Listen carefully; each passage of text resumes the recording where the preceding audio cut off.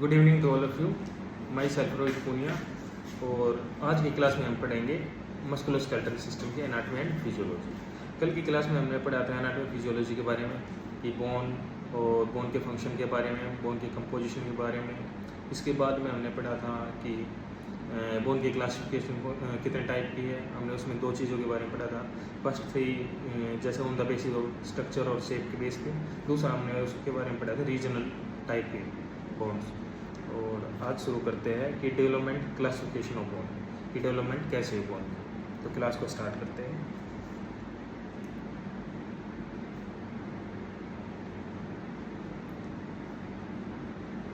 Development classification of bone. Mainly development of classification bone की दो types हुई है। फर्स्ट था एंडोकॉन्ड्रल और दूसरा था इंट्रामेम्ब्रेनियस। एंडोकॉन्ड्रल का मतलब होता है इनसाइड द कार्टिलेज। जैसे कि मतलब किसी भी बोन की फॉर्मेशन कार्टिलेज से मिलकर बनी है तो वो हो गई एंडोकॉन्ड्रल बोन। इसमें मेनली लॉन्ग बोन होती है और इसमें लॉन्ग बोन में लगभग सभी बोन होती है इसमें एक्सेप्ट क्लेविकल। क्लेविकल इस बोन में नहीं आती। क्लेविकल की फॉर्मेशन होती है इंट्रामेम्ब्रेनियस बोन में। और इसके इंट्रामेम्ब्रेनियस बोन कौन सी होती है? जो कार्टिलेज से फॉर्म नहीं होती है। ठीक है ना। इसमें क्या है, इसमें फ्लैट बोन और अपनी मैंडिबल बोन इंटरमेम्ब्रेनियस बोन के अंदर इंक्लूड होती है। ठीक है। इसके बाद हम शुरू करते हैं लॉन्ग बोन के बारे में। कल हमने लॉन्ग बोन के बारे में पढ़ा था। कौन सी लॉन्ग बोन के बारे में कि लॉन्ग बोन जिनकी लेंथ विड्थ से ज़्यादा हो वो लॉन्ग बोन में इंक्लूड होगी। जैसे कि ह्यूमरस, फीमर, टिबिया, फिबुला वगैरह, ये सारी बोन के बारे में हमने कल पढ़ा था। बात करते हैं स्ट्रक्चर ऑफ लॉन्ग बोन की।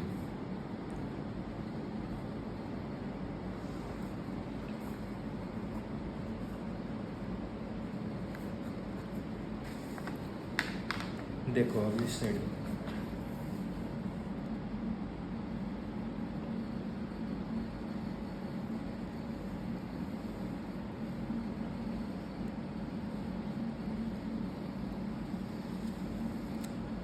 ये हमारी बन गई लॉन्ग बोन।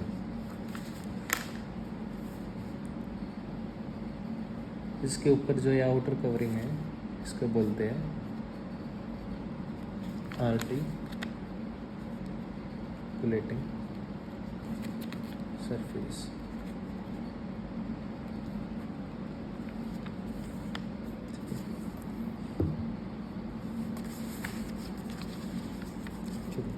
यहाँ पे हमारी होती है red bone marrow present, red bone marrow. या इस पार्ट को बोलते हैं, यहाँ पे होते हैं ग्रोथ प्लेट। जैसे बोन की ग्रोथ होती है इसको बोलते हैं growth plate. Growth plate fascia, इनको बोलते हैं फेसिया। ये दोनों साइड में होते हैं बोन के, इस साइड में भी।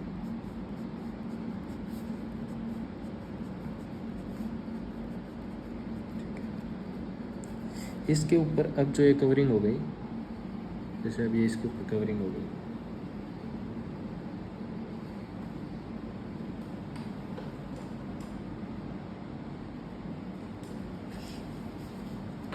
जैसे कि इसके ऊपर ये कवरिंग हो गई, इसको बोलते हैं पेरियोस्टियम, जो इसकी आउटर कवरिंग होती है। ये होती है मेडुलरी कैविटी, इसको बोलते हैं मेडुलरी कैविटी। इसके अंदर येलो बोन मैरो प्रेजेंट होती है। येलो बोन मैरो के बारे में हमने कल पढ़ा था कि इसके अंदर ट्राइग्लिसराइड जो सिंपल लिपिड्स थे वो इसके अंदर स्टोर होते हैं। इसको बोलते हैं, जो इसमें लाइनिंग होती है इसको बोलते हैं एंडोस्टियम। यहाँ पे रेड बोन मैरो प्रेजेंट होती है। ठीक है। ये सारी चीज़ होने के बाद में इसको, ये था आर्टिकुलेटिंग सरफेस। यहाँ पे भी सेम चीज़ है। अभी ये ग्रोथ प्लेट इस एंड को बोलते हैं। अब हमारी जो लॉन्ग बोन है इसके दो एंड होते हैं। एक होता है एपिफाइसिस एंड और एक होता है डाइफाइसिस एंड। एपिफाइसिस एंड जो हमारे ऊपर का सरफेस यहाँ पे एंड वाला, इसको बोलते हैं एपिफाइसिस। अगर ये अपर साइड में यहाँ पर बोन है तो इसको बोलते हैं, इसकी को बोलते हैं प्रोक्सिमल एपिफाइसिस। लेकिन जो ये लोअर एंड है ना, इसको बोलते तो एपिफाइसिस ही है। लेकिन इसको बोलते हैं डिस्टल एपीफाइसिस। और जो हमारे ये बीच का पार्ट है ना, इसको बोलते हैं सेफ्ट या डायफाइसिस। और जहाँ से ये जो ये एपीफाइसिस है और ये डायफाइसिस जॉइन हो रहे हैं ना, जॉइन हो रहे हैं, इसको बोलते हैं मेसोफाइसिस। यहाँ पे जो इस एंड को भी जो ये जुड़ा हुआ है इसको भी मेसोफाइसिस है। ये स्ट्रक्चर हो गई लॉन्ग बोन के बारे में। अब हम इन लॉन्ग बोन के जो पार्ट बताए ना, इनके बारे में पढ़ते हैं। एपीफाइसिस है ना, जहाँ पे एपीफाइसिस और ये डायफाइसिस जुड़ रहे हैं इसको बोलते हैं मेटाफाइसिस। जहाँ पे एपीफाइसिस और डायफाइसिस जुड़ते हैं इसको बोलते हैं मेटाफाइसिस। ठीक है, अब बात करते हैं आर्टिकुलेटिंग सरफेस की। आर्टिकुलेटिंग सरफेस, आर्टिकुलेटिंग सरफेस का मतलब है ये सरफेस हाइलिन कार्टिलेज से मिलकर बनाता है। और कार्टिलेज क्या होते हैं? कार्टिलेज कनेक्टिव टिश्यू के पार्ट होते हैं जो बोन को प्रिवेंट करते हैं, बोन के प्रोटेक्शन का काम करते हैं। आर्टिकुलेटिंग सरफेस किस तरह से मतलब प्रोटेक्शन का काम करता है? ये प्रोटेक्शन करता है जो भी फ्रिक्शन वगैरह होता है ना हड्डियों के बीच, दो जैसे दो बोन है उन दोनों के बीच जो फ्रिक्शन होता है जिससे ये रगड़ खाती है आपस में, उनमें घर्षण पैदा नहीं होने देता, उनमें फ्रिक्शन को रिड्यूस करता है। ऐसे ये बोन को प्रोटेक्ट करता है। अब बात करते हैं पेरिओस्टियम। पेरिओस्टियम आउटर कवरिंग होती है बोन की जिसको प्रोटेक्शन का काम करती है। अब बात करते हैं red bone marrow. Red bone marrow का क्या मेन काम क्या होता है? रेड बोन मैरो हमारे एपीफाइसिस एंड में प्रेजेंट होती है, जिसका मेन काम होता है रेड ब्लड सेल और वाइट ब्लड सेल उनका प्रोडक्शन करना, और ये एपीफाइसिस एंड में प्रेजेंट होती है। अब बात करते हैं yellow bone marrow. Yellow bone marrow हमारी मेडुलरी कैविटी में लाई करती है। मेडुलरी कैविटी कहाँ पे प्रेजेंट होती है? ये होती है हमारी सेफ्ट या जिसको बोलते हैं डायफाइसिस एंड, यहाँ पे ये प्रेजेंट होती है। और एक बात और, जो ये मेडुलरी कैविटी है ना, जो ये मेडुलरी कैविटी है, मेडुलरी कैविटी जिसके अंदर ये येलो बोन मैरो लाई करती है, इस मेडुलरी कैविटी को बनाने में हेल्पफुल है एंडोओस्टियम। एंडोओस्टियम की हेल्प से मेडुलरी कैविटी की फॉर्मेशन होती है। अब बात करते हैं ग्रोथ पैलेट के बारे में। ग्रोथ पैलेट का मतलब है कि बोन की जहाँ से ग्रोथ होती है उसको बोलते हैं growth plate. Growth plate normally close हो जाती है 18 से 21 साल की एज में ये क्लोज हो जाती है। लेकिन अगर ग्रोथ पैलेट की बात करें तो ग्रोथ पैलेट पर मेनली एक्ट करता है ग्रोथ हार्मोन। अगर ग्रोथ हार्मोन, जैसे कि ये ग्रोथ हार्मोन ये एक्ट करेगा ग्रोथ पैलेट पे, जिसकी वजह से बोन की, जैसे ये बोन इतनी थी, इस साइज़ की थी, और ये अगर इस पे ग्रोथ हार्मोन एक्ट करेगा तो इसकी साइज़ इंक्रीज़ हो जाएगी। जैसे कि नॉर्मली चाइल्ड से हम अडल्ट में जाते हैं, जैसे एज बढ़ती जाती है, वैसे ही ग्रोथ भी हमारी बॉडी की इंक्रीज़ हो जाती है। इस पे ग्रोथ हार्मोन एक्ट करता है। जैसे एक क्वेश्चन और आता है पेपर में, जैसे कि अगर ग्रोथ हार्मोन का प्रोडक्शन ज़्यादा होने लग जाए तो कौन सी डिजीज कंडीशन होगी? अगर ग्रोथ हार्मोन का प्रोडक्शन हमारी बॉडी में ज़्यादा होना शुरू हो जाए, अगर मान लो चाइल्ड है और है अडल्ट, चाइल्ड है तो इसको बोलेंगे क्रेटिनिज्म। अगर अडल्ट में ग्रोथ हार्मोन का प्रोडक्शन ज़्यादा हो रहा है इसको बोलेंगे एक्रोमेगाली।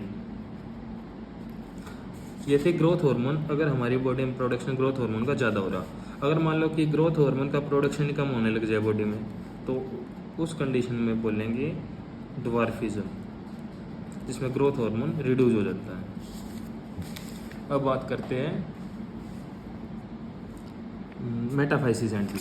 एपीफाइसिस, डायफाइसिस और मेटाफाइसिस। एपीफाइसिस एंड के बारे में पढ़ा है कि हाँ ये दो टाइप होता है। जो अपर वाला होता है उसको बोलते हैं हम अपर वाला होता है उसको बोलते हैं प्रोक्सिमल एपीफाइसिस, लेकिन जो नीचे वाला होता है बोन के डिस्टल पार्ट में होता है उसको बोलते हैं डिस्टल एपीफाइसिस। और जो इनके बीच में होता है जिससे ये दोनों जुड़ते हैं उसको बोलते हैं मेटाफाइसिस।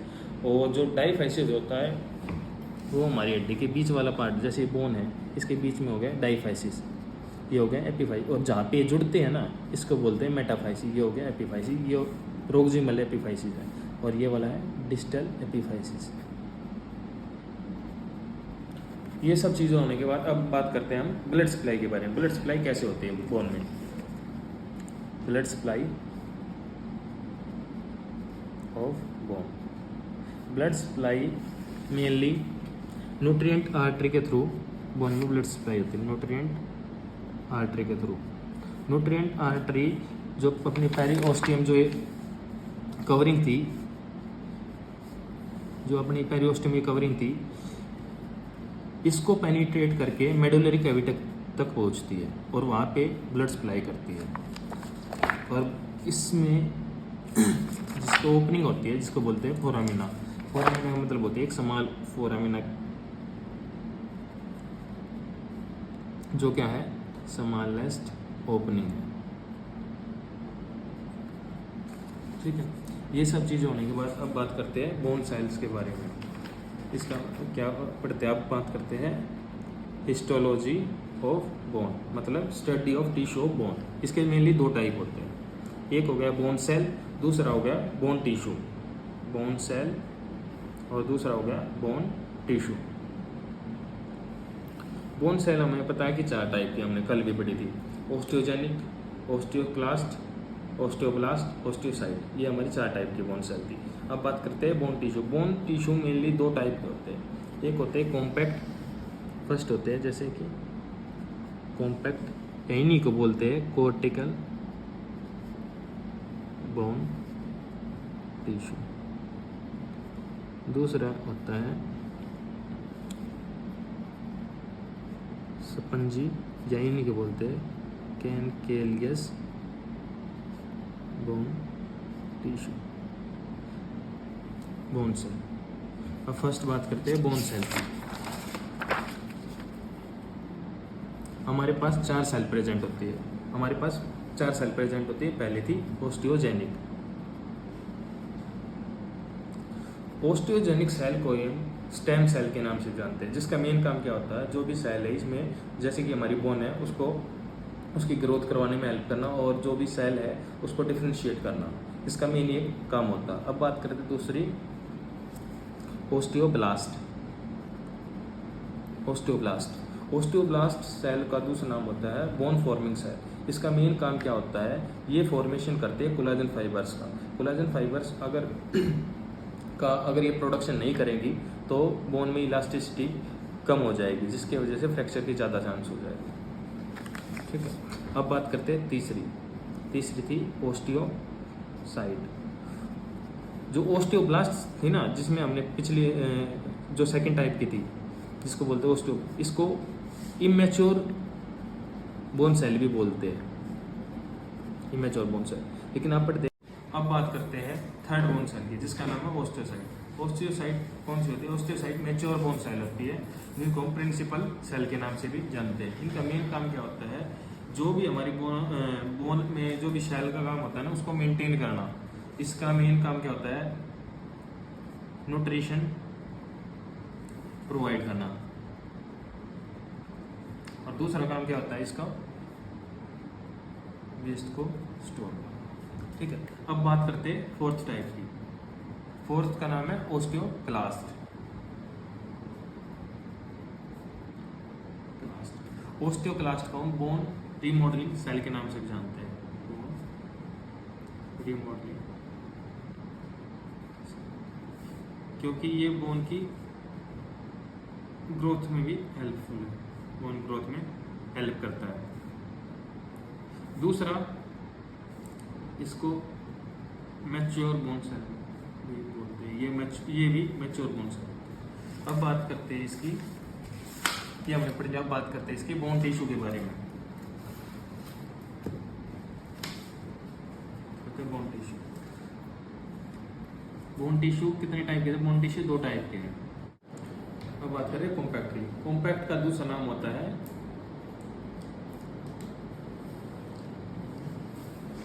बोन बी, और स्पंजी कहाँ है, कैनसेलियस बोन टिश्यू। अब बात करते हैं टिश्यू की। टिश्यू क्या होता है?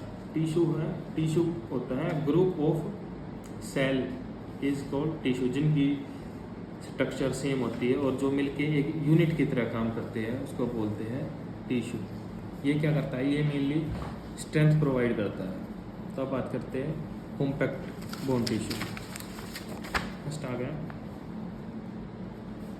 Compact bone tissue. ये हमारी जो बोन है उसमें 80% कॉम्पैक्ट बोन टिश्यू प्रेजेंट होते हैं, जिसका मेन काम क्या है, ये बोन को हार्डनेस और रिजिड बनाने में हेल्प करते हैं। तीसरा, अगर हम बात करें कॉम्पैक्ट बोन टिश्यू के स्ट्रक्चरल एंड फंक्शनल यूनिट की, इसकी स्ट्रक्चरल एंड फंक्शनल यूनिट होती है, स्ट्रक्चरल एंड फंक्शनल यूनिट होती है ओस्टियम।